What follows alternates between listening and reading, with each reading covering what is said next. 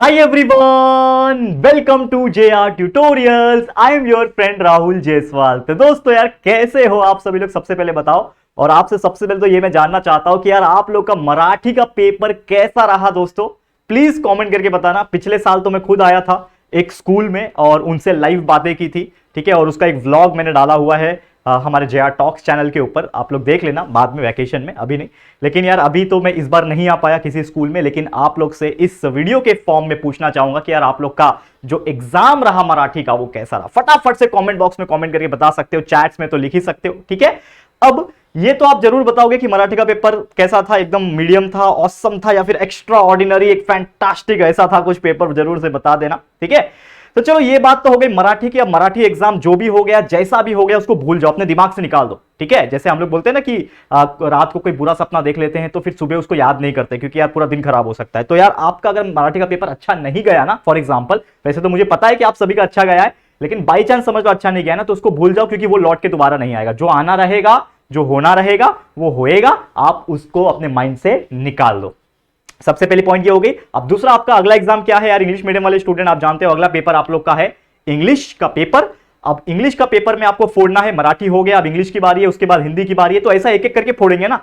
तो अब यहां पे सिर्फ माइंड में एक ही चीज रखोगे, ई फॉर इंग्लिश, ठीक है। इंग्लिश के अलावा और कुछ नहीं चलना चाहिए ये 3 दिनों तक, 2 दिन जो भी आपके पास टाइम बचा हुआ है, ठीक है। ये 2 दिन तक आपके पास और कुछ नहीं समझ में आना चाहिए, सिर्फ इंग्लिश समझ में आना चाहिए। तो पहले इंग्लिश को समझते हैं कि यार आपका जो इंग्लिश का पेपर है वो कैसा आने वाला है, क्या आने वाला है। तो इसके लिए हमेशा की तरह हर एग्जाम के पहले मैं आपके लिए लेकर आया हूं उस सब्जेक्ट का लर्निंग स्ट्रैटेजी, कैसे आप उसको लर्न कर सकते हो। तो that is English learning strategy for your board exam. जितने भी स्टूडेंट्स हैं हमारे 10वीं के प्यारे बच्चे हैं, उनके लिए मैं वीडियो लेकर आया हूं, ठीक है। शुरुआत करेंगे, ठीक है। क्वेश्चन नंबर 1 में क्या आता है, कैसे टाइप के क्वेश्चन आ सकते हैं, 2 में क्या आता है, किस प्रकार से आपको पेपर लिखना है, ये सभी चीज थोड़ा सा मैं अपनी तरफ से गाइड करने वाला हूं। तो वीडियो को बस आप लोग को एंड तक देखना है। और मैं एक वादा आपसे चाहता हूं कि यार ये वीडियो जैसे ही देख लोगे ना, अपने दोस्तों तक शेयर करोगे, या फिर अभी के अभी शेयर बटन दिख रहा है नीचे, शेयर बटन पे क्लिक करो और अपने सभी दोस्त ग्रुप्स, जो भी आपके फ्रेंड्स है, सभी तक पहुंचा देना यार वीडियो को, जितना हो सके उतना, ठीक है। कुछ बातें करना चाहते हो जो भी है, इंस्टाग्राम पे कनेक्ट कर सकते हो, हमारा टेलीग्राम ग्रुप को ज्वाइन कर सकते हो, और हमारा एप्लीकेशन को भी डाउनलोड करके रजिस्टर करके लॉग इन कर सकते हो, ताकि हमें सपोर्ट आप कर सको। और जैसा मैंने बोला कि मराठी का पेपर कैसा गया वो कमेंट करके बता देना, ठीक है। चलो अब शुरुआत करते हैं बारी बारी से। हम लोग नंबर 1 क्वेश्चन क्या है ये सभी चीज हम लोग बारी बारी से लेकर आएंगे। तो हम लोग स्टार्ट करेंगे हमारा पहला क्वेश्चन, क्वेश्चन नंबर 1A। जैसे कि आप जानते हो कि हमारा जो इंग्लिश का पेपर है लगभग 4 से 5 सेक्शन होते हैं उसके अंदर। तो पहला जो सेक्शन होता है वो लैंग्वेज स्टडी होता है, जिसमें नॉर्मल तौर पे देखा जाए तो डू एज डायरेक्टेड काफी ज्यादा आ जाते हैं। ऐसे क्वेश्चंस जो नॉर्मली एक तरीके से 1-1 मार्क्स 2-2 मार्क्स वाले होते हैं डू एज डायरेक्टेड के, लेकिन अलग अलग टाइप के क्वेश्चंस पूछे जाते हैं। आप पिछले साल के क्वेश्चन को पेपर को लेके भी कंसीडर करोगे, कई सारे एग्जांपल्स मैं आज भी लिख कर लाया हूं आपको बताने के लिए। लेकिन ये तो एक लर्निंग स्ट्रैटेजी वीडियो है ना, इसमें मैं आपको पूरा एक्सप्लेन नहीं करूंगा। और एक और चीज मैं बताना चाहूंगा, सबसे इंपॉर्टेंट चीज आप चेक करो हमारा प्लेलिस्ट, ये सबसे इंपॉर्टेंट चीज है दोस्तों। क्योंकि मैं आपको बता दूं, हमने इंग्लिश ग्रामर के ऊपर, जो कि नॉर्मली डू एज डायरेक्टेड जिसमें से सबसे ज्यादा पूछा जाता है, ठीक है ना, इंग्लिश ग्रामर के ऊपर लगभग अगर आप देखोगे 50 to 60 वीडियोस ऑलरेडी हमने बनाए हुए, 50-60 वीडियो है कुल मिला के। और ये सभी के लिए कॉमन है, वैसे ऐसा नहीं है कि सिर्फ मैं बोलूंगा 10th के लिए, सभी के लिए कॉमन है। लेकिन आप में आपके लिए कई सारे टॉपिक्स इसके अंदर आपको देखने मिलेगा। तो मैं एक रिक्वेस्ट के तौर पे बोल रहा हूं, आप लोग बस सर्च कर लेना, जाके हमारे JR ट्यूटोरियल्स के ऊपर जाओगे, सर्च कर लेना English grammar bye JR tutorials, तो आपको बहुत सारे वीडियोस हमारे मिलेंगे, जिसपे काफी सारे पिछले साल के बच्चों ने अच्छा रिस्पांस दिया, और उसके हेल्प से काफी अच्छे मार्क्स भी उन्होंने स्कोर किया है इंग्लिश के पेपर में। जब पेपर होने के बाद मुझे जब इंस्टाग्राम पे टैग्स आने लगे, कमेंट आने लगे, तब मुझे पता चला यार कि यार ये कितना इंपॉर्टेंट था। तो आपको भी वही रिकमेंडेशन दूंगा, इंग्लिश ग्रामर प्लेलिस्ट। और प्रीवियस ईयर कई सारे वीडियोस हमने बनाए थे, there are so many videos, ठीक है ना। यहां पे यार एक सेकंड रुक जाओ, प्रीवियस ईयर वीडियोस, कई सारे वीडियोस है जिसमें मैंने राइटिंग स्किल्स हो गया, ग्रामर हो गया, ठीक है ना, और भी जो डू एज डायरेक्टेड होते हैं, और कई सारे चीजें हमने डिस्कस किए हैं और बताए हुए हैं, ठीक है। तो जरूर से आप लोग उस चीज को जाके देख लेना, प्रीवियस ईयर वीडियोस। आप खाली पिछले 10 महीना 11 महीना पहले चले जाना और ये वीडियोस आपको देखने मिल जाएंगे। तो जरूर से जाना, हम लोग कोशिश करेंगे, देखो लर्निंग स्ट्रैटेजी दे रहा हूं, आगे भी और भी वीडियोस हम लाने की कोशिश करेंगे। लेकिन देखो ऑलरेडी बहुत सारी वीडियोस बना चुका हूं, सेम वीडियोस है, आप लोग पढ़ोगे तो आपके लिए हेल्पफुल हो जाएगा। चलिए शुरुआत करेंगे। पहला क्वेश्चन, क्वेश्चन नंबर 1A में आता है आपका 2-3 टाइप के क्वेश्चन। A1 आ जाता है, A1 में आता है डू एज डायरेक्टेड। अब ये जो डू एज डायरेक्टेड होता है वो होता है सिंपल एक्टिविटीज, यानी कि बहुत सिंपल वाले डू एज डायरेक्टेड आते हैं, जो कि एनी 4 करने होते हैं 4 मार्क्स के लिए। मतलब क्या हुआ, 1 मार्क्स का आपका एक क्वेश्चन आएगा, समझ में आ रहा है। 1 मार्क्स का 1 क्वेश्चन आपको देखने मिलेगा, किसमें देखने मिलेगा, डू एज डायरेक्टेड में आपको देखने मिलेगा। तो कैसे क्वेश्चंस आ सकते हैं, अब देखो पहला आ सकता है पंक्चुएट करना। पंक्चुएट मतलब क्या होता है, कोई भी चीज को पंक्चुएशन मार्क हम देते हैं, ठीक है। तो ऐसे क्वेश्चंस आएंगे, आपको एक स्टेटमेंट लिखा रहेगा और आपको बोला रहेगा पंक्चुएट करके दिखाओ। जैसे एक एग्जांपल है यहां पे आप देखो कि punctuate you have never heard of batch he asked. ये क्वेश्चन हमें पूछा था पिछले साल के पेपर में, मैंने उठा के डाल दिया है सेम, ठीक है। यहां पे मैं थोड़ा सा पार्टीशन मार देता हूं, पहले एक सेकंड रुक जाओ, ठीक है, एक सेकंड गाइस, ठीक है, एक सेकंड रुक जाओ बस। अब देखो यहां पे जो मैं बता रहा हूं, एग्जाम्पल क्या पूछा था पिछले साल, पंक्चुएट वाला पूछा था, you have never heard of batch he asked. क्या इसका जवाब आएगा, हमने क्या किया, डबल इन्वर्टर डाला, क्योंकि ये क्या है, हम पंक्चुएशन दे रहे हैं इसको। That is you have never heard of batch comma he asked, मतलब ये क्या हो गया, एक सेंटेंस प्रॉपर तरीके से हमने बिल्डअप किया। तो इस प्रकार के जितने भी क्वेश्चंस रहेंगे आप प्रैक्टिस करो, ठीक है। मैं ऐसा नहीं बोलता हूं कि सिर्फ यहां से करो, there are so many books available, there are so many notes available, 21 आप फॉलो कर लो, डाइजेस्ट फॉलो कर लो, जो भी है, जितने भी एग्जांपल्स आपको दिख रहे हैं उसके रिलेटेड उसको पूरा चाट लो। चाट लो मतलब क्या होता है, लर्न कर लो, क्योंकि क्या होता है कि ये सब चीज में से कोई भी अगर देखा हुआ एग्जांपल आ गया तो यार बहुत खुशी होती है, हम उसको आराम से लिख सकते हैं, ठीक है। इंग्लिश का ऐसे ही होता है, तो जितना हो सके ये सब चीज को याद करो, याद करने के ऊपर ज्यादा फोकस करो, ज्यादा टाइम वेस्ट मत करना, ज्यादा टाइम अपना खुद का सेल्फ स्टडी में यूटिलाइज करने की कोशिश करना, ठीक है। अब जैसे राइट टू कंपाउंड वर्ड, दो कंपाउंड वर्ड्स पूछने के लिए आ सकते हैं। कंपाउंड वर्ड्स मतलब ऐसे वर्ड जो हमेशा जुड़े होते हैं, जैसे एग्जांपल के तौर पे यहां पे है मेरे पास, अब मैं बताता हूं, देखो है क्या अपने पास, देखता हूं मैं लिखा है क्या,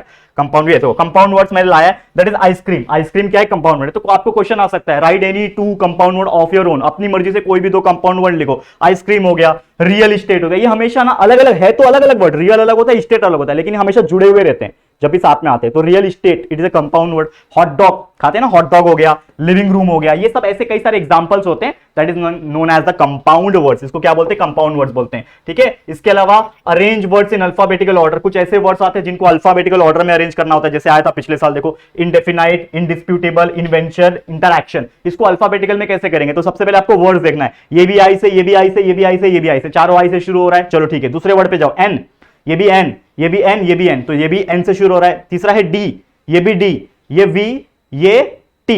तो एक्चुअल में हमको पता चल गया कि ये दोनों वर्ड्स पहला है, दूसरा आ सकता है, लेकिन इसमें से भी अब चौथा वर्ड देखो, ई है, यहां पे आई है, तो ई पहले आता है, तो पहला क्या हो जाएगा आपके लिए, पहला हो जाएगा इनडेफिनाइट, ठीक है, पहला वर्ड इनडेफिनाइट हो जाएगा। उसके बाद ये हो जाएगा इनडिस्प्यूटेबल, ठीक है, इनडिस्प्यूटेबल, ठीक है। और उसके बाद आई एन वी आ गया ना, और वी के पहले आता है टी, तो हम लोग पहला लिखेंगे यहां पे इंटरैक्शन। इंटरैक्शन तीसरे पे आ जाएगा, और इंटरवेंशन जो होगा, इन्वेंशन होगा सॉरी, वो हो जाएगा चौथे नंबर पे। तो इस प्रकार से कोई भी 4-5 वर्ड्स दिए रहेंगे, आपको उसको अल्फाबेटिकल ऑर्डर, मतलब जो पहला आता है उसके हिसाब से आपको अरेंज करना है, मिल गया आपको 1 मार्क्स।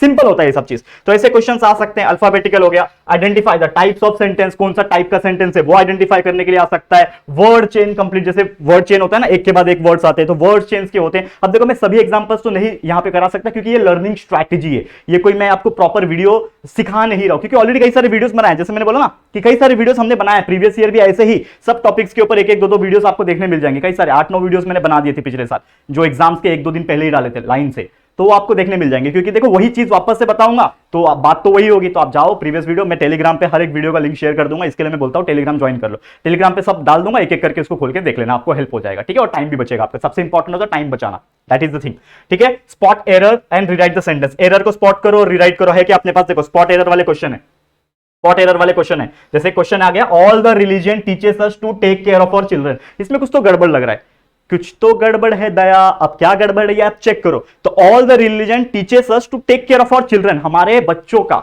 ख्याल रखने के लिए हर रिलीजन हमें सिखाता है, लेकिन एक वर्ड इसमें गलती है जो कि है टीचेस, कभी भी टीचेस नहीं होता है, टीच होता है, तो इसका teaches is the wrong answer. मतलब एरर क्या है मेरे लिए, टीचेस, तो यहां पे टीचेस को अंडरलाइन कर सकते हो और उसको सही करके टीच लिख सकते हो, दैट इज द, तो पूरा सेंटेंस वापस लिखोगे इसके जगह पे टीच लिख के, that is the spot the error and rewrite the sentence, 1 marks मिल सकता है। इसके अलावा और भी क्वेश्चंस आते हैं, या ये अरेंज वाला तो बता दिया, स्पॉट द एरर भी बता दिया, पंक्चुएट वाला बता दिया, ये वाला बच गया। देखो एग्जाम्पल क्या है, फाइंड 4 हिडन वर्ड्स, ऐसे कुछ वर्ड दिया रहेगा, जैसे प्रोक्लेमेशन आया था पिछले साल, एक वर्ड दिया रहेगा, इसमें से कोई भी 4 हिडन वर्ड, मतलब इससे आप क्या क्या बना सकते हो। जैसे कि आप देखो यहां पे, ये सबसे पहले आप देख सकते हो, ये PRO है ना, तो इसको मैं अगर POR लिख दूं, पोर हो गया, और TION तो पोर्शन बन गया।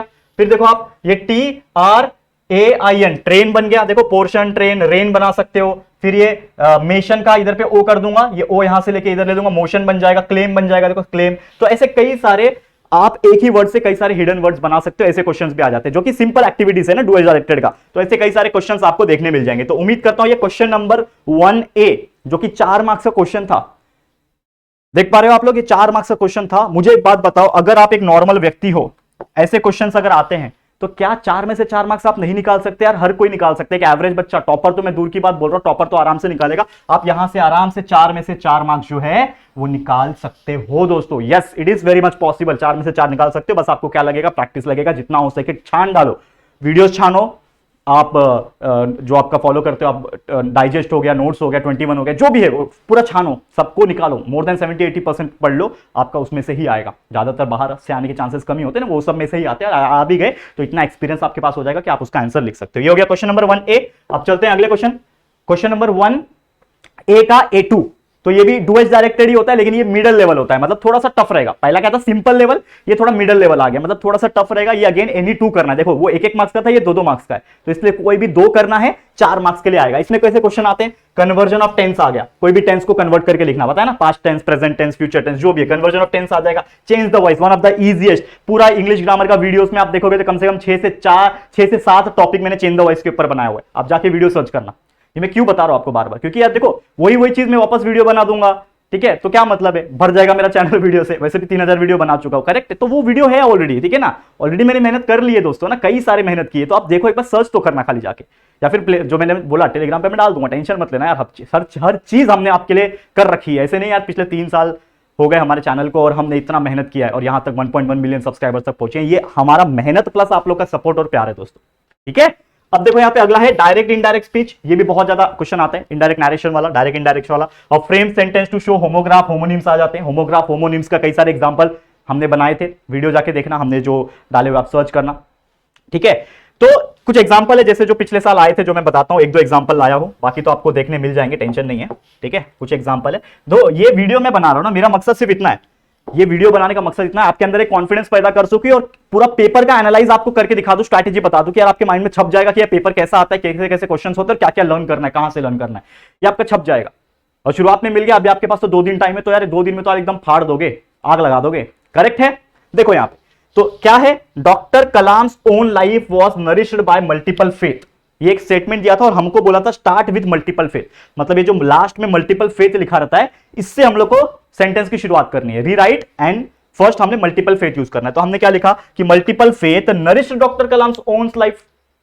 मीनिंग चेंज नहीं हुआ सेंटेंस का, जैसे हम चेंज द वॉइस करते हैं ना, सेम उसी प्रकार है, लेकिन हमें स्टार्ट किससे करना पड़ा? मल्टीपल फेथ से। तो हमने क्या लिखा कि doctor Kalam's own life was nourished by, nourish by किससे? मल्टीपल फेथ से। तो हम लोग लिख सकते हैं कि multiple faith nourished doctor Kalam's own life, ये लिख सकते हैं कि नहीं? दैट इज द एक तरीके का चेंज द वॉइस ही हुआ, तो हमने ये लिख दिया, ठीक है। मिल गया आपको 2 मार्क्स यहां से। वर्ड रजिस्टर ऑफ 4 वर्ड्स, मतलब एक वर्ड दिया रहेगा, उसके 4 ऐसे वर्ड्स आपको बनाने हैं जो मिलते जुलते होते हैं, मतलब जैसे म्यूजिक है, म्यूजिक आपको दिया है, म्यूजिक से क्या क्या मतलब रिलेट करता है रजिस्टर वर्ड, जैसे सॉन्ग्स होता है, म्यूजिक जहां पे आया वहां सॉन्ग आता है, मेलोडी आता है, ठीक है, लिरिक्स आ सकता है, पियानो आ सकता है, गिटार, जो भी आपके मन में आया आप अपने मन से लिख सकते हो, आपको मिल जाएगा यहाँ पे अच्छे अच्छे मार्क्स, करेक्ट है। तो यहाँ पे भी 4 मार्क्स है। मुझे एक बात बताओ, यहां से 4 में से कितना निकाल सकते हो? कितना निकाल सकते हो? निकाल सकते हो 4 में से 4 मार्क्स, तो very much possible, very much possible. देखो लास्ट में मैं सब काउंट करूंगा, लास्ट में मैं काउंट करूंगा। देखो मैं ऐसा नहीं बोल रहा हूं कि हर बच्चे का 4 आएगा, मैं एक नॉर्मल तौर पे बात कर रहा हूं कि अगर आपने पढ़ाई की है, अगर आपने पढ़ाई की है और इस तरीके से आप कर रहे हो, पढ़ रहे हो, तो डेफिनेटली आप 4 में से 4 यहां पे निकाल सकते हैं, क्योंकि मार्क्स कहां कटता है? आपके पैसेज में कटते हैं, ठीक है ना, पोएट्री में कट सकते हैं, एप्रिसिएशन में कट सकता है, थोड़े बहुत वहां कटते हैं, यहां पे तो बिल्कुल नहीं कटने चाहिए, क्योंकि यहां पे कट रहे तो कहीं ना कहीं आपके मार्क्स कम हो जाएंगे, परसेंटेज फिर उतना नहीं ला पाओगे जितना आपको लाना है।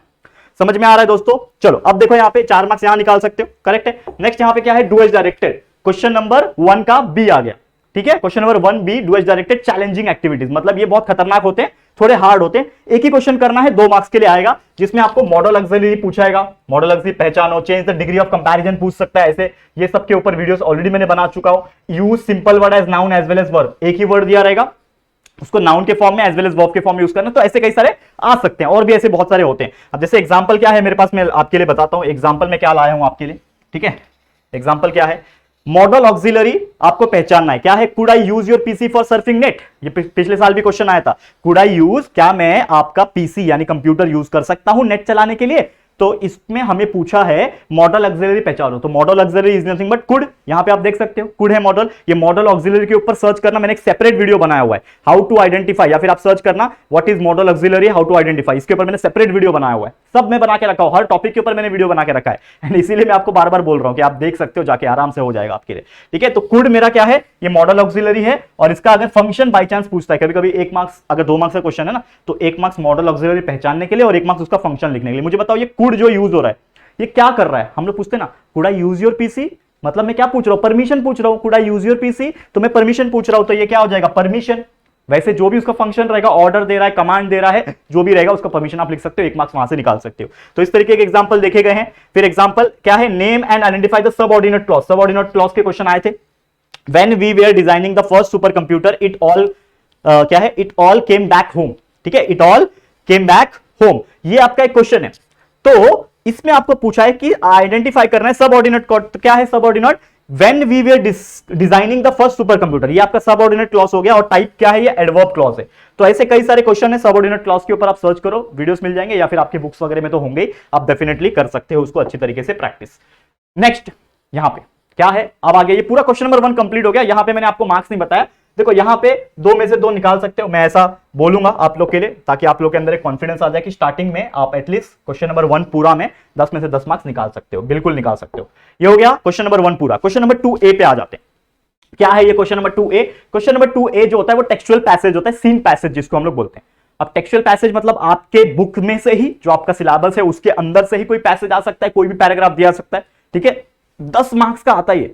तो मैं बच्चा बोल सकता हूं कि 10 में से 10 निकालना भी मुमकिन है, लेकिन चलो हो सकता है कि एक आध 2 मार्क्स यहां पे हो जाए, तो मैं कंसीडर 8 करके चलूंगा। लेकिन मैं पहले बता दूं होता क्या है। तो क्वेश्चन नंबर 2A में आप देखोगे, जो कि सेक्शन 2 है हमारा कॉम्प्रिहेंशन, जो कि आता है टेक्सचुअल पैसेज वाला, सीन पैसेज जिसको प्यार से बोलते हैं हम लोग। तो उसमें क्वेश्चंस कैसे आते हैं, उसमें एक तरीके से सिंपल एक्टिविटीज वाले क्वेश्चन पूछे जा सकते हैं। आप सिंपल एक्टिविटीज में क्या हो सकते हैं, जैसे आपको कोई पैसेज में से कोई एक फिल इन द ब्लैंक्स आ जाए, कुछ ऐसे क्वेश्चन जो आ जाए जिसमें आपको कुछ मैच करने पूछ दे, कुछ ट्रू और फॉल्स पूछ दे कि यार यहां पे समझ लो कि राहुल लिव्स इन बोईसर, ऐसा समझ लो क्वेश्चन आ गया, तो आप पैसेज में तो लिखा रहेगा कि राहुल लिव्स इन पालघर। ठीक है, तो यार वो तो स्टेटमेंट फॉल्स हो गया, तो आपको ट्रू और फॉल्स आ सकता है। ऐसे छोटे छोटे क्वेश्चन, एक एक मार्क्स के क्वेश्चंस आपके सिंपल में आ सकते हैं। फिर कॉम्प्लेक्स में कई सारे क्वेश्चंस आ सकते हैं, कॉम्प्लेक्स एक्टिविटी बेस्ड क्वेश्चन आते हैं। ठीक है, वोकैबुलरी पूछा जा सकता है। अब वोकैबुलरी में बहुत सारी चीज आती है, right words on your own, कुछ फ्रेजेस पूछ सकते हैं, मुहावरा पूछ सकते हैं। इसके अलावा अगर मैं बात करूं, कुछ अपोजिट पूछ सकते हैं, सेम मीनिंग वर्ड पूछ सकते हैं। तो ये वोकैबुलरी में हो जाता है, तो इसके लिए प्रिपेयर रहना। पैसेज में यही सब आते हैं क्वेश्चंस, ठीक है ना। उसके अलावा ग्रामर पूछ सकता है, ठीक है ना, लेकिन ग्रामर बाहर से नहीं आएगा, वो जो भी आपका पैसेज आया रहेगा ना, जो पैसेज आपको पूछा है उसके अंदर ही कुछ ग्रामर पूछा जा सकता है। चेंज द वॉइस पूछ दिया, कुछ भी पूछ दिया, अंदर के ग्रामर में से आ सकता है, कोई परेशानी नहीं होगी। पर्सनल रिस्पॉन्स क्वेश्चन आ जाता है। कैसे पर्सनल रिस्पॉन्स में अगर हम बात करें कि आपका क्या राय है इस पैसेज के बारे में, या फिर ये जो ऑथर है, ये जो पैसेज जिसने लिखा है वो क्या मैसेज देना चाहता है, ऐसे कुछ क्वेश्चंस जो है पर्सनल रिस्पॉन्स में आते हैं। इजी होता है, थोड़ा आपको प्रैक्टिस लगेगा, आप जो भी फॉलो करते होंगे, ठीक है, डाइजेस्ट वगैरह, उसमें आप देखो कई सारे पैसेज आपको मिल जाएंगे पर्सनल रिस्पॉन्स के ऊपर। वो आप थोड़ा सा एक बार 2 3 4 5 प्रैक्टिस कर लेना, हो जाएगा, कोई टेंशन वाली बात नहीं। ठीक है, सेल्फ स्टडी पे ज्यादा ध्यान दो। मैं अगेन आपको बोलूंगा, जितना आप खुद देखोगे, उस चीज को नजर डालोगे, बुक्स देखोगे, तो आपको आइडिया लगेगा। तो ये चीज जरूर करना। तो क्वेश्चन नंबर 2A अगेन जैसा मैंने बोला कि ये 10 मार्क्स का आ जाएगा, तो यहां पे 10 में से कोई भी व्यक्ति आराम से 8 मार्क्स निकाल सकता है। देखो मैं कोई भी व्यक्ति नहीं बोलना चाहूंगा, नहीं तो आप बोलोगे कि सर हर कोई निकालेगा, कि नहीं, हर कोई नहीं निकालेगा। जो बच्चा पढ़ रहा है, अच्छे से प्रैक्टिस कर रहा है, ये जो चीज मैंने बताई है इसका मीनिंग समझ गया उसको कि क्या करना है, किसमें कैसे क्वेश्चंस आ सकते हैं और उसमें कैसे पढ़ना है मुझे, अगर वो करेगा तो डेफिनेटली 8 निकाल सकता है, 10 में से 8 मार्क्स निकाल सकता है। लेकिन जिसको पता ही नहीं है कुछ, वो गया, पता ही नहीं है कि भैया इसमें पैसेज में आता क्या, क्वेश्चन देख रहा है पहली बार, ये होता क्या है, पर्सनल रिस्पॉन्स मतलब होता क्या, उसको मालूम ही नहीं है पर्सनल रिस्पॉन्स का मतलब क्या होता है, तो कैसे लिखेगा। तो यार वो तो 3-4 मार्क्स भी निकाल दिया तो बहुत बड़ी बात है। लेकिन जो एवरेज बच्चा है, उससे अच्छा पढ़ने वाला है, टॉपर बच्चा है, वो आराम से 8 मार्क्स निकाल सकता है, 9 भी निकाल सकता है। ये हो गया। सेम क्वेश्चन नंबर 2B जो क्वेश्चन होता है वो एकदम एग्जैक्टली सेम होता है। यहां पे एक पैसेज पूछा था, यहां पे भी एक और पैसेज पूछ लेगा आपको, सीन पैसेज ही रहेगा, सेम टाइप के क्वेश्चंस होंगे। अगेन आपका simple activity, complex activity, vocabulary पूछा जाएगा, ग्रामर पूछा जाएगा, पर्सनल रिस्पॉन्स का क्वेश्चन पूछा जाएगा। ये सभी चीज सेम होता है, मतलब दोनों क्वेश्चन सेम होते हैं, बस क्वेश्चन नंबर 2A में पैसेज अलग रहेगा, क्वेश्चन नंबर 2B में पैसेज अलग है, लेकिन क्वेश्चन के टाइप जो होते हैं वो सेम होते हैं। यहां पे भी आप आराम से 8 मार्क्स निकाल सकते हो। निकाल सकते हो, अगर आप मेहनत करोगे तो डेफिनेटली निकलेगा। मैं बस यही आशा करता हूं कि आप लोग अपनी तरफ से बहुत ज्यादा मेहनत करो। हमने तो आपके लिए पूरा मेहनत करके वीडियोस अपलोड करके रखे हुए हैं, हमारा काम तो हमने कर दिया भैया, अब आपको अपना प्रैक्टिस करना है दोस्तों, ये चीज भूलना मत, ठीक है। नेक्स्ट अगर मैं बात करूं सॉरी दोस्तों, ठीक है, नेक्स्ट मैं बात करूं सेक्शन नंबर 3, क्या है, पोएट्री सेक्शन। अब आ गया पोयम। अब पोयम जैसे कि आप जानते हो कि पूरे इंग्लिश में 3 पैसेज में से आंसर लिखना इज वेरी इजी, लेकिन पोयम का जो चीजें पूछे जाती है वो कभी कभी दिक्कत दे देता है। लेकिन अगर आपने ईमानदारी से पढ़ाई किया है, थोड़ा प्रैक्टिस किया है, तो पोयम सबसे इजी भी बन सकता है। कैसे, आइए देखते हैं। तो पोयम जो आता है, सीन पोयम, जो आपके सिलेबस में से आएगा, सीन पोयम जिसको बोलते हैं, वो 5 मार्क्स के लिए आता है, ठीक है। अब 5 मार्क्स के लिए सीन पोयम आता है। क्वेश्चन नंबर 3A में आपको कॉम्प्रिहेंशन पूछा है, मतलब पैसेज दिया रहेगा पोयम का। पोयम जो है वो आपका पैसेज रहेगा, पैराग्राफ के फॉर्म में पोयम दिया रहेगा। इसमें भी सेम आपको सिंपल एक्टिविटीज क्वेश्चन पूछेंगे, again fill in the blanks पूछ सकता है, कुछ दूसरा मैच द फॉलोइंग ट्रू और फॉल्स पूछ सकता है, कॉम्प्लेक्स एक्टिविटीज कुछ आ सकते हैं। इसमें सबसे इंपॉर्टेंट पोयम में क्या होता है, राइमिंग वर्ड्स। राइमिंग वर्ड्स आपको पूछ सकता है कि क्या है राइमिंग वर्ड्स, ये तो आप एक्सपर्ट हो, बचपन से राइमिंग वर्ड्स पढ़ते आ रहे हैं। एक होता है राइमिंग स्कीम, ए बी आता है ना, ऐसा राइमिंग स्कीम आपको पहचानने आता है, मैंने वीडियो भी बनाया है, आप देख सकते हो। इसके अलावा फिगर ऑफ स्पीच, ये भी बहुत इंपॉर्टेंट होता है, ठीक है। Figure of speech is also very important question, जो आपको पहचानना होता है कि क्या है भैया, रिपीटेशन है कि एलिटरेशन है, क्या है ओनोमोटोपैया है, इन्वर्जन है, ठीक है ना। ये सब चीज पढ़ाया है मैंने फिगर ऑफ स्पीच के ऊपर, तो 2-4 वीडियो मैंने बना दिए थे, आप सर्च करो। कोई भी पोयम का फिगर ऑफ स्पीच अगर आपको पूछता है तो आप डेफिनेटली आप बता सकते हो। तो इस तरीके से आपको 3-4-5 क्वेश्चन पूछे जाएंगे 5 मार्क्स के लिए, यहां से भी आप आराम से 4 मार्क्स जो है वो स्कोर कर सकते हो, आराम से कर सकते हो। कोई बड़ा बात नहीं है यहाँ पे 4 मार्क्स स्कोर करना, आराम से कर सकते हो। एप्रिसिएशन ऑफ पोयम, एप्रिसिएशन जो क्वेश्चन नंबर 3B, पोयम का ही पार्ट है, उसी पैसेज, जो पोयम का पैसेज जो दिया रहेगा उसी का पार्ट है। 5 मार्क्स के लिए एप्रिसिएशन पूछता है, लेकिन ये एप्रिसिएशन का मतलब क्या होता है बहुत सारे लोग नहीं जानते। तो एप्रिसिएशन का मतलब होता है simple meaning of the poem, that is the poem is written in some other language. Poem जो होता है ना वो अलग एक बोलते हैं एक टोन में लिखा होता है, एक मुहावरा, एक शायरी टाइप में लिखा होता है। पोयम कविता होती है ना, पोयम म्हणजे काय है, पद्य, कविताएं बोलते हैं उसको। तो एप्रिसिएशन में आपको मीनिंग लिखना होता है पोयम का, और आपको उसको लिखना होता है पैराग्राफ फॉर्म में, मतलब कि आप कुछ समझा रहे हो, आप वो पोयम का मतलब बता रहे हो, मीनिंग बता रहे हो, और लगभग आपके 4 से 5 सेंटेंस होने चाहिए, मिनिमम 4 से 5, मतलब यार 4 से ज्यादा हो जाएंगे अच्छा बात है, लेकिन 4 से कम नहीं होना चाहिए, 4 सेंटेंस मिनिमम होना चाहिए, जिसमें आपका पोयम का एक टाइटल आप दे सकते हो, वो पोएट का नाम। देखो एक चीज सबसे इंपॉर्टेंट चीज है, जितने भी आपकी पोयम सिलेबस में है, सबके टाइटल के नेम पोयम का और सबका ऑथर नेम, यानी पोएट का नाम क्या है भैया, वो रट्टा मार लो, अच्छी तरीके से याद कर लो, 1 मार्क्स कंफर्म हो जाएगा आपका। राज की बात बता रहा हूं, हमेशा पिछले साल वाले को बोला था, बहुत काम आया उनको। तो पोएट का नाम सबका याद कर लेना। उसके अलावा राइमिंग स्कीम तो आपको टेक्निक है, वो तो टेक्निक है ना, राइमिंग स्कीम कैसे निकाला जाता है, ABCD या फिर AB जो भी है। तो ये मैंने बताया है, how to find rhyming scheme of any poem, ये एक लॉजिक है जो मैंने आपको समझाया है कि कैसे निकाला जाता है। फिगर ऑफ स्पीच थोड़ा सा प्रैक्टिस करना पड़ेगा, वीडियोस अवेलेबल है, ये बाय द वे ये सब चीज के ऊपर वीडियोस अवेलेबल है, आप ढूंढना। और थीम, क्या वो पोयम में संदेश है, क्या थीम के ऊपर है, ये पोयम किस बारे में है, पॉल्यूशन के बारे में है, ठीक है ना, मॉडर्न एजुकेशन के बारे में है, मोबाइल फोन के जमाने में के बारे में है, बुक के बारे में, किसके बारे में, एक आइडिया क्या है उस पोयम का। तो ये सभी चीज ऐसा आप लिखोगे तो डेफिनेटली यू कैन स्कोर 5 में से 5, लेकिन यहां पे मैं फिर भी 4 मार्क्स पकड़ के चलता हूं कि चलो आधा मार्क्स 1 मार्क्स कहीं कट रहा है, तो 4 मार्क्स यहां से भी आप निकाल सकते हो। मैं ऐसा नहीं बोल रहा हूं निकालोगे, मैं बोल रहा हूं निकाल सकते हो अगर आप ईमानदारी से मेहनत करोगे तो, क्योंकि ओवरऑल हम टोटल निकालेंगे ना कि आप कितना स्कोर कर सकते हो 80 में से, ठीक है। ये हो गया हमारा क्वेश्चन नंबर 3। अब आगे सेक्शन नंबर किस पे, 4 पे, क्वेश्चन नंबर 4 पे आ गए, और इसमें आपको नॉन टेक्सचुअल पैसेज यानी अनसीन पैसेज, जो सबसे खतरनाक जिसको हम मानते हैं, लेकिन कोई खतरनाक नहीं होता, ये भी तो भैया पैसेज ही है, बस फर्क इतना है कि आपने सीन पैसेज देखा हुआ होता है तो हो सकता है उसमें से आंसर आप कर पाओ इजीली। ये अनसीन पैसेज कुछ भी आता है, कहीं से भी आ सकता है, कोई गारंटी नहीं है कि कहां से आ रहा है, अनसीन पैसेज कहीं से भी आ सकता है। तो इसको अच्छी तरीके से हम ध्यान से देखेंगे कि क्या है ये अनसीन पैसेज, ठीक है। अब अनसीन पैसेज की अगर मैं बात करूं तो क्वेश्चन नंबर 4A जो जिसको हम लोग कॉम्प्रिहेंशन बोलते हैं, या फिर टेक्सचुअल नॉन टेक्सचुअल बोल लो आप, या फिर अनसीन पैसेज बोल लो, तो ये भी अगेन आता है कितने मार्क्स का, 10 मार्क्स का क्वेश्चन आता है। कितने मार्क्स का आता है दोस्तों, 10 मार्क्स का क्वेश्चन आता है। और इसमें भी अगर आप देखोगे तो सेम ऐसे ही फॉर्मेट के क्वेश्चन है कि सिंपल एक्टिविटीज बेस्ड क्वेश्चन आ सकते हैं, ठीक है, कि यार वो पैसेज में कुछ ऐसा चीज है जो फिल इन द ब्लैंक्स के फॉर्म में दिया है कि यार ये कहां था, या फिर इसने क्या संदेश देने की कोशिश की है, ठीक है ना, ऐसे टाइप के क्वेश्चन। तो आपको वो पैसेज देखना पड़ेगा, अनसीन पैसेज 2-4 एग्जांपल्स के तौर पे देख लेना, आपको मिल जाएगा बुक्स वगैरह में, आप आराम से पढ़ते रहो, कोई बात नहीं। Complex activities, match the pair, true और फॉल्स भी आ सकते हैं, और थोड़े से टफ लेवल के भी कुछ क्वेश्चंस पूछे जा सकते हैं। लेकिन क्या होता है ना, इसके लिए ना मैं एक चीज बताता हूं, कभी भी आप कोई भी पैसेज पढ़ ले, चाहे सीन हो चाहे अनसीन हो, ये मेरी बात बहुत ध्यान रखना, ये मैंने आजमाया है, क्योंकि मैं एक्चुअली देखा जाए तो I am not a English professor, मैं इंग्लिश प्रोफेसर नहीं हूं, मैं एक साइंस और मैथ्स का प्रोफेसर हूं प्रॉपर तौर पे। लेकिन इंग्लिश का आइडिया है मुझे, दैट्स वाई मैं खड़ा होकर वीडियो बना रहा हूँ। और लास्ट ईयर 2 साल से बना रहा हूँ, तो बहुत सारे लोगों को काम है। पिछले साल से बोर्ड एग्जाम शुरू हुआ है, उसके 2 साल पहले तो 3 साल पहले तो नहीं हुआ था, 2020 2021 में एग्जाम ही नहीं हुए, ठीक है ना, आप जानते ही हो बोर्ड एग्जाम्स हुए ही नहीं है। तो 2022 में जो मैंने बच्चों को बताया था, ऑलमोस्ट बहुत सारी चीजें सिमिलैरिटी के साथ आई थी। मतलब क्वेश्चंस की बात नहीं कर रहा हूं मैं, बोल रहा हूं थॉट्स, मेरे आइडियाज की बात कर रहा हूं, वो आए थे। वैसे उन्होंने प्रिपेयर किया होगा स्ट्रैटेजी के साथ से, तो उन्होंने अच्छे मार्क्स स्कोर किए हैं, कई सारे बच्चों के अच्छे मार्क्स आए। लेकिन मैं आप लोगों को क्या बता रहा हूं कि जब भी पैसेज आए, कोई भी टाइप का पैसेज, तो पहले ना पैसेज ना बच्चे जो रीड करते हैं वो मत करना।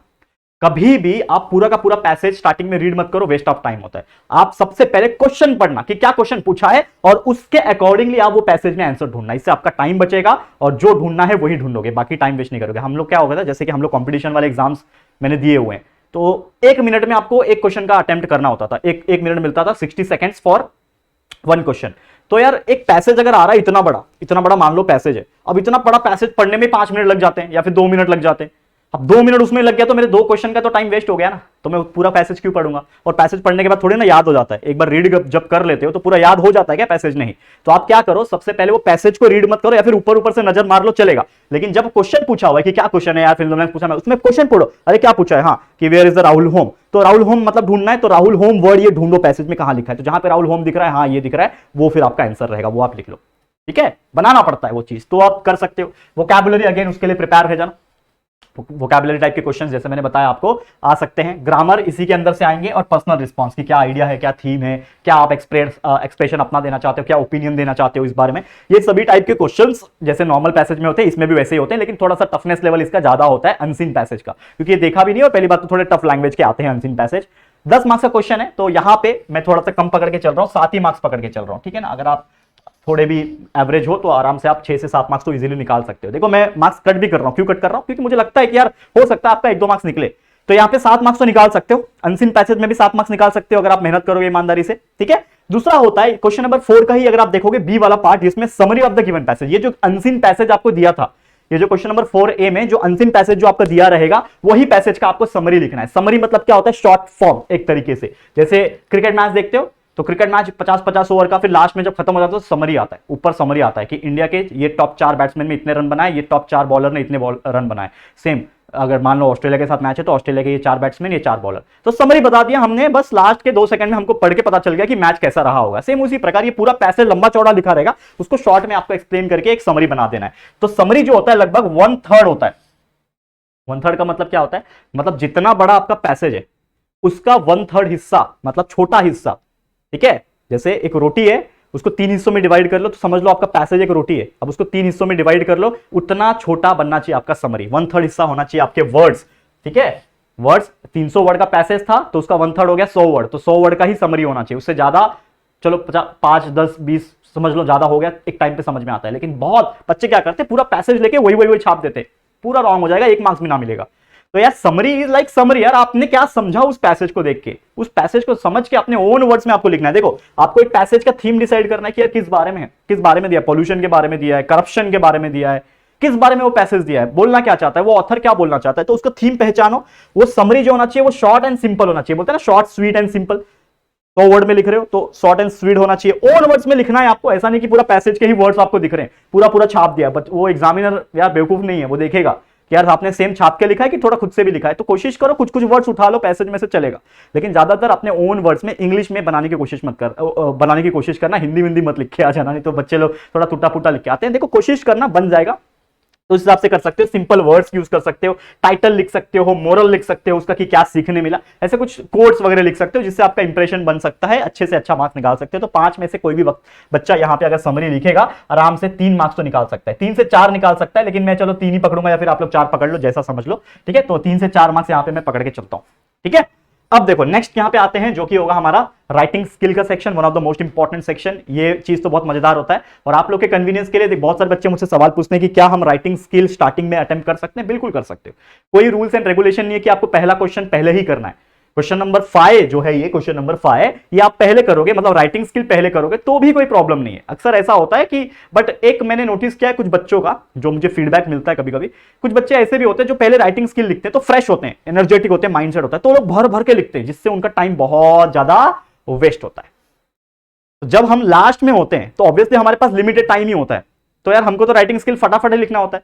ठीक है, तो सजेशन ये रहेगा कि आप जैसा क्वेश्चन नंबर 1 से अटेम्प्ट कर रहे हो वैसा भी कर सकते हो, या फिर अगर आपके अंदर वो कैपेबिलिटी है कि आप अच्छा टाइम मैनेजमेंट कर सकते हो, आपने अच्छा खासा प्रैक्टिस कर रखा है, तो आप क्वेश्चन नंबर 5 यानी राइटिंग स्किल्स को पहले अटेम्प्ट कर लो, और बाकी जो क्वेश्चन नंबर 1 2 जो भी है वो आराम से बाद में भी कर सकते हो, कोई परेशानी नहीं, कोई रूल्स एंड रेगुलेशन नहीं, आपकी मर्जी, आप जैसा आपको अच्छा लगे आप वैसा कर सकते हो। समझ में आ रहा है?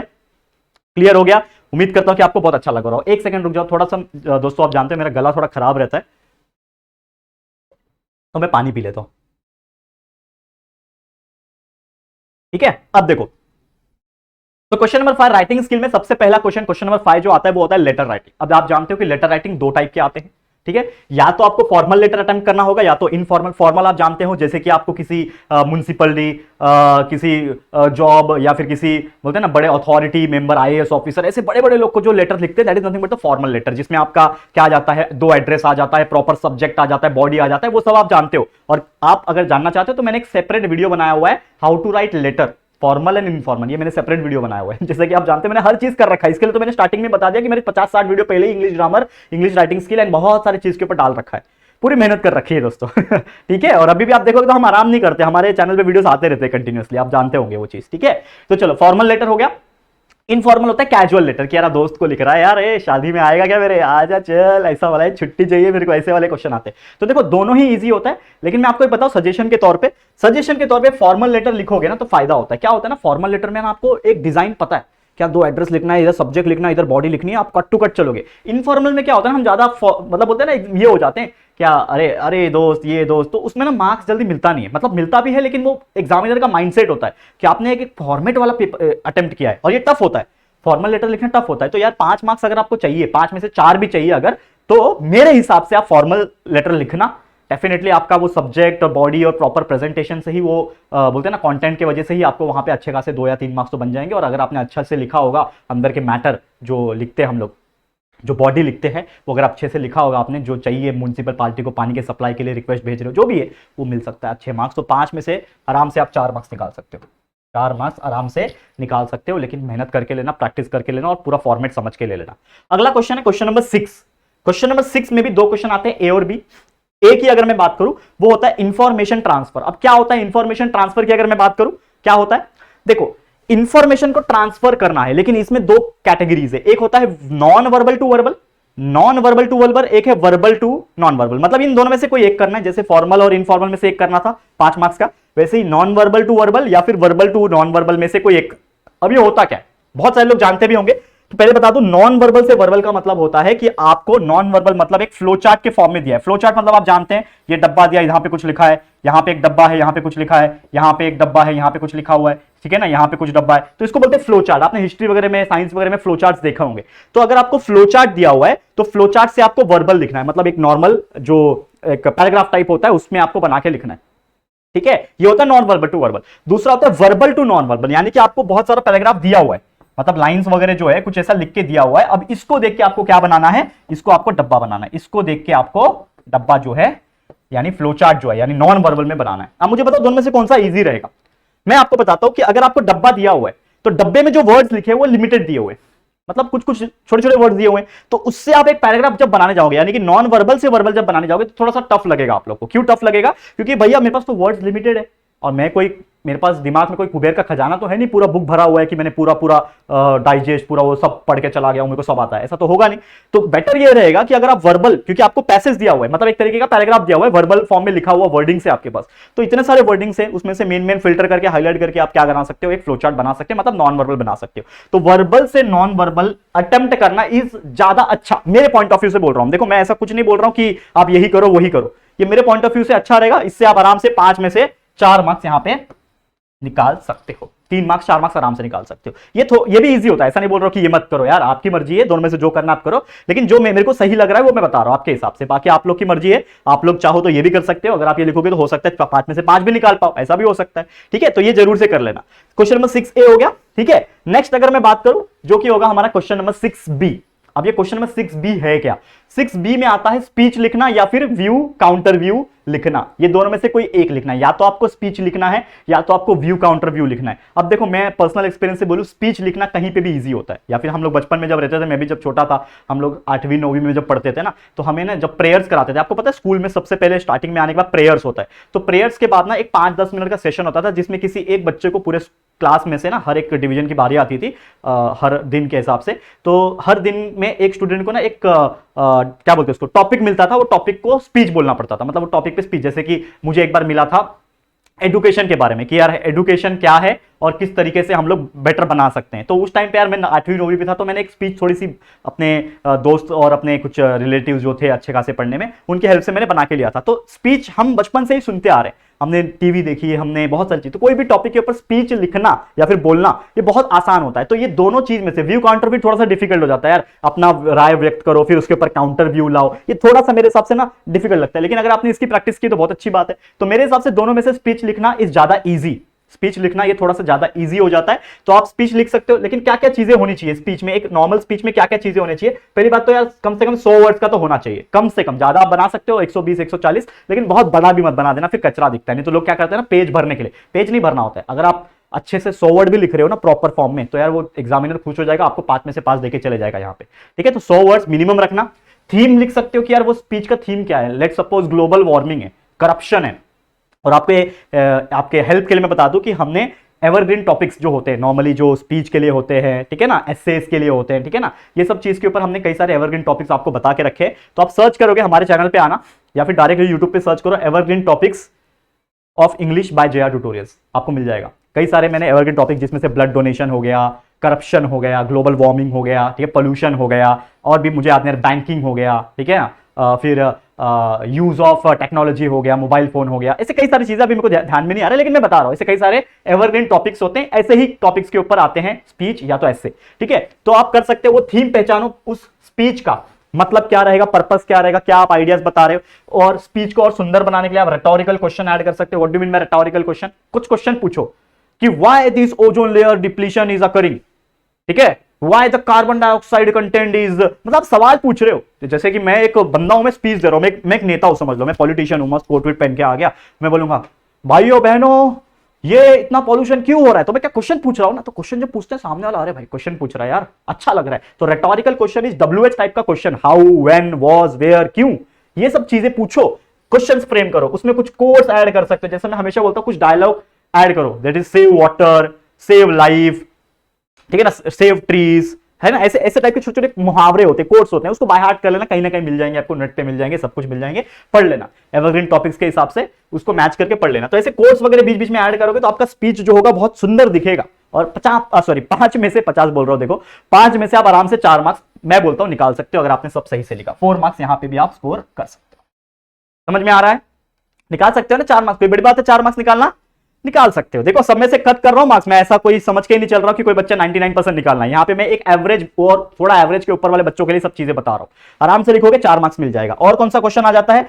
नेक्स्ट क्वेश्चन की अगर मैं बात करूं, क्वेश्चन नंबर 7, 7वां क्वेश्चन पे पहुंच गए हम लोग। देखो क्या है 7वां क्वेश्चन, क्वेश्चन नंबर 7 आ जाता है आपका ए, जो कि होता है कोई एक करना है, डू एनी वन, 5 मार्क्स का क्वेश्चन है। तो उसमें से A1 जो होता है आपका, वो होता है एक्सपांड थीम। एक्सपांड थीम यानी कि आपका एस्से, एक थीम दिया रहेगा, मतलब एक टॉपिक दिया रहेगा, उसको एक्सपांड करना है, मतलब अपने वर्ड्स में आपको लिखना है, मतलब एक तरीके से एस्से लिखना है। अब हमारे टाइम तो बहुत मजेदार होती थी essay, my favourite food, my favourite festival, my favourite place, my favourite ये, माय फेवरेट क्रिकेटर, ऐसे ऐसे क्वेश्चन मतलब आते थे एक्सपांड करने के लिए। लेकिन हम लोग लकी थे, आप लोग थोड़ा सा अभी टफ हो गया है ना, तो क्वेश्चंस थोड़े अलग आते हैं।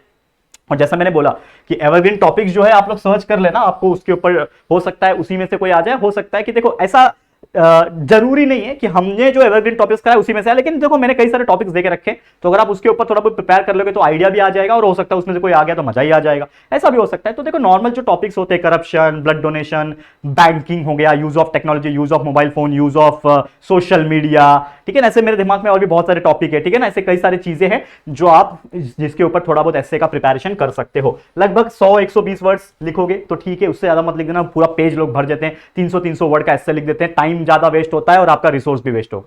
तो 100, 120, 130 वर्ड इज इनफ, आप आराम से एक बना के लिख सकते हो। उसका थीम होना चाहिए, अच्छे अच्छे मुहावरे, अच्छे अच्छे कोड्स आप लिख सकते हो, एक प्रॉपर दिखना चाहिए। और हैंडराइटिंग थोड़ा सुंदर लिखना, नहीं तो बहुत गंदा दिखता है। ऐसे जब आप लिखते हो प्रॉपर तरीके से लिखना, तो आप इस तरीके से एक्सपांड कर सकते हो थीम को। और दूसरा होता है न्यूज रिपोर्ट। तो यार न्यूज रिपोर्ट आपके ऊपर है, आप अटेम्प्ट करना चाहते हो कर सकते हो। मेरे हिसाब से expand theme is very simple as compare to news report, तो आप ये अटेम्प्ट कर सकते हो, ठीक है। पर ये भी अगर आप करना चाहोगे न्यूज रिपोर्ट, आराम से जो भी आपके पास रिसोर्सेस होगा, पढ़ाई का नोट्स वगैरह होगा, उसमें से प्रिपेयर कर लेना, हो सकता है आ जाए। तो यार 5 में से अगेन यहाँ पे मैं 4 मार्क्स आपके लिए बना सकता हूँ, ठीक है। निकाल सकते हो 4 मार्क्स यहाँ से, अगर आप अच्छे से ऐसे लिख लेते हो, एक्सपांड थीम कर लेते हो, तो 4 मार्क्स आप यहां से भी स्कोर कर सकते हो, ठीक है। आगे बढ़ जाते हैं अगले टॉपिक के ऊपर, जो कि है हमारा क्वेश्चन नंबर 7B, जो कि आखिरी क्वेश्चन होगा। और फाइनली जब यहां तक पहुंच जाओगे तो एक अलग सा सुकून मिलेगा कि यार आखिरी क्वेश्चन है, अटेम्प्ट कर ले, फिर तो घर पे जाना है, आराम करना है, अगले पेपर की तैयारी करना है, मजा आएगा आप लोग को। चलो क्वेश्चन नंबर 7B क्या है? Develop a story. स्टोरी बनाना है, ये लिखना है, या तो एक नैरेटिंग एंड एक्सपीरियंस, दोनों ही मेरे हिसाब से ठीक है।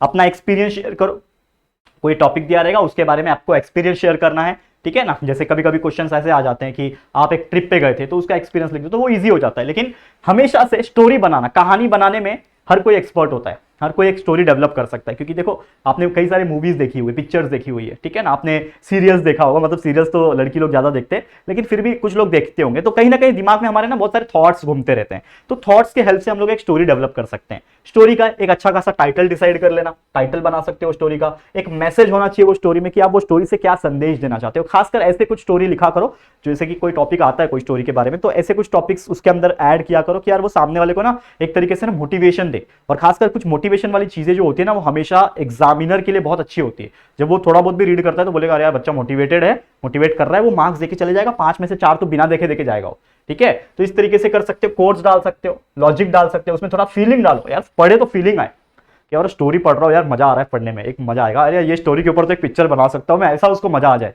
एग्जामिनर को, ठीक है ना। इंटरेस्टिंग बनाओ उसको, तो ऐसा करोगे डेफिनेटली 5 में से अगेन यहाँ पे 4 मार्क्स निकाल सकते हो, ठीक है। टॉपर बच्चा निकाल सकता है। या फिर नैरेटिंग एंड एक्सपीरियंस भी करोगे तो यहां से भी अच्छे मार्क्स आप निकाल सकते हो, कोई प्रॉब्लम नहीं। तो सबका मैंने बता दिया आप लोग को, ये थे हमारे टोटल 7 के 7 क्वेश्चंस जो हमने आपको बता दिए। अब हमारी बारी है कि हम जितने भी हमने आपको चीजें बताए हैं और एक अंदाजा मार्क्स हमने कैलकुलेट करके रखा है कि इस तरीके से करेंगे तो हम इतने मार्क्स स्कोर कर सकते हैं आपके बोर्ड एग्जाम में। तो चलो चेकआउट करते हैं कि कितने मार्क्स बन रहा है। मेरे को भी पता नहीं है, मैंने तो अपने हिसाब से 5 में से 4, 5 में से 3, 10 में से 7, 10 में से 8 ऐसा लिख के चल रहा हूं आपके साथ, ठीक है। तो चलो चेक करते हैं, ठीक है। चलो चेक करते हैं। अभी मैं आता हूं अपने पहले स्लाइड पे, ये हमारा पहला स्लाइड आ गया मैं। अब देखो हमने क्या क्या प्लान किया है, क्या क्या मार्क्स किया है। 4 मार्क्स, काउंट करो मेरे साथ, काउंट करो। 4 मार्क्स यहां बन रहे हैं हमारे, 4 मार्क्स। अगला है, कहां गया, अगला है 4 मार्क्स अगेन, 8 मार्क्स हो गया। काउंट करो 8 मार्क्स, 8 के बाद 2 मार्क्स, 10 मार्क्स हो गए। 10 मार्क्स के बाद ये 8 और ये 8, तो 10 और 16, 10 और 16 26 हो गया, 26 मार्क्स मिल गया यहां तक। 26 में से फिर 26 और 4 मार्क्स 30 मार्क्स, 30 और 4 34 मार्क्स, 34 मार्क्स मिल गए, पास तो हो गए। 34 मार्क्स, फिर ये 7 मार्क्स, 34 और 7 कितना होता है 41। अब इसमें से मैं 3 पकड़ता हूं, चलो मिनिमम पकड़ता हूं, ठीक है। 41 यहां हो रहे थे, ये 3 44 हो गया, 44 मार्क्स यहां तक हो गए। 44 प्लस 4 48, 48 प्लस 4 52, 52 मार्क्स आपने स्कोर कर लिया यहां तक। 52 के बाद यहां पे अगेन 4 मार्क्स अगर आप निकालते हो, ठीक है, कितना हो रहा था 52 हो रहा था कि 54 हो रहा था, भूल गया यार, देखो यार आपने बुला दिया। 44 था, 52 हो रहा था बराबर, 52 और ये 4 56 हो रहा था, 56, ठीक है। 56 के बाद ये अगेन 4 मार्क्स 60 हो गया, और ये 4 मार्क्स खत्म, 64 मार्क्स। ओवरऑल आप 64 मार्क्स निकाल पा रहे हो बच्चे, कितने में से निकाल रहे हो 80 में से निकाल रहे हो, ठीक है। 80 में से आप 64 मार्क्स निकाल रहे हो, जो कि बहुत अच्छा मार्क्स माना जाता है यार इंग्लिश में। मुझे याद है मेरे को ना पूरे 10th में सबसे कम मार्क्स इंग्लिश में मिले थे, कोई प्लानिंग नहीं, लास्ट के 2 दिन में बैठ के पढ़ाई किया, पूरे साल कुछ नहीं किया, लास्ट के 2 दिन में आते हैं मार्क्स। ऐसी बात नहीं है कि लास्ट के 2 दिन में 3 दिन में पढ़ के नहीं आते, आते हैं मार्क्स। लेकिन कुछ आइडिया नहीं था ना आप लोग को, जैसे मैं गाइड कर रहा हूं या फिर आपको बहुत सारे कंटेंट्स, बहुत सारी चीजें हैं अवेलेबल, तो यार हमको नहीं थे, कोई बताने वाला नहीं था, कोई इंग्लिश के लिए कोई ट्यूशन भी नहीं लगाता था, ठीक है ना। मैंने तो वैसे भी नहीं लगाया था ट्यूशन। तो नॉर्मल तौर पे देखा जाए तो 64 मार्क्स आपने क्या किया है, कैलकुलेट किया है। 64 मार्क्स निकाल रहे हो, कितने में से निकाल रहे हो 80 में से निकाल रहे हो, ठीक है। 20 में से जो आपका स्कूल का मार्क्स होता है, मुझे बताओ जो 20 मार्क्स आपके स्कूल से मिलता है उसमें हर कोई बच्चा 16-17 मार्क्स तो इजीली निकालता है, ठीक है। और इंग्लिश जैसे सब्जेक्ट में अच्छे मार्क्स मिलते हैं, 18 मार्क्स पकड़ के चलता हूं मैं, तो 18 मार्क्स समझ लो मिल रहा है आपको, प्लस 20 में से मिल रहा है ओरल में से, तो कुल मिला के 64 प्लस 18 कितना होता है, ये होता है आपका 82 divide by 100 multiply by 100, 100 cancel, मतलब कितना आ रहा है आपका 82% आपका आ रहा है।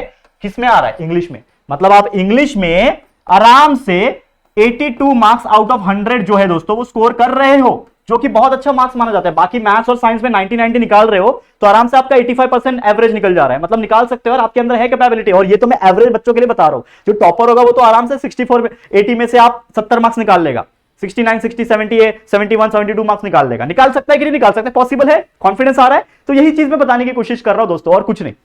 समझ में आ रहा है? तो उम्मीद करता हूं कि ये जो मैंने स्ट्रैटेजी बता दी है, ये जो मैंने कॉन्सेप्ट और आपको हर एक चीज बता दिया है, ये जरूर से आप इंप्लीमेंट करोगे और इसके लिए अभी रेस में लग जाओगे। पढ़ाई पे फोकस करना है, सेल्फ स्टडी ज्यादा होनी चाहिए। मैं आपको अगेन एक चीज बोलता हूं, खुद का पढ़ाई ज्यादा करो, सेल्फ स्टडी पढ़ाई करो, बुक्स अवेलेबल है आपके पास, सब कुछ है, मार्केट से खरीद के लाओ, जो भी है डाइजेस्ट 21 जो भी है सब कुछ लेके फॉलो करो, पढ़ाई करो, खुद का सेल्फ स्टडी करो, जितना हो सके लर्निंग पे ध्यान दो। बस इतना ही बोलना चाहूंगा, ठीक है? तो चलो, ऑल द वेरी बेस्ट। आज के लिए इतना ही, ये वीडियो को मैं एंड करता हूं। उम्मीद करता हूं ये स्ट्रैटेजी आपको पसंद आया होगा। ऐसे और भी जितने भी हम लोग वीडियोस है सब कुछ बना चुके हैं, आप लोग बस सर्च करना, टेलीग्राम पे डाल दूंगा, वीडियोस खोल खोल के देख लेना, आपको बहुत अच्छा लगेगा, ठीक है? तो इसी के साथ वीडियो को एंड करता हूं। ये लर्निंग स्ट्रैटेजी वीडियो आपको कैसा लगा है प्लीज कमेंट करके बताना। वीडियो पसंद आया है तो प्लीज वीडियो को लाइक कर देना, शेयर कर देना अपने दोस्तों के साथ, सभी बच्चों के पास ये वीडियो पहुंचना चाहिए। तो प्लीज शेयर टू एवरीवन, और अगर पहली बार आया हो तो चैनल को सब्सक्राइब जरूर से कर देना, ठीक है दोस्तों? तो जल्दी मिलेंगे हमारे एक और न्यू वीडियो में, तब तक के लिए thank you and good bye.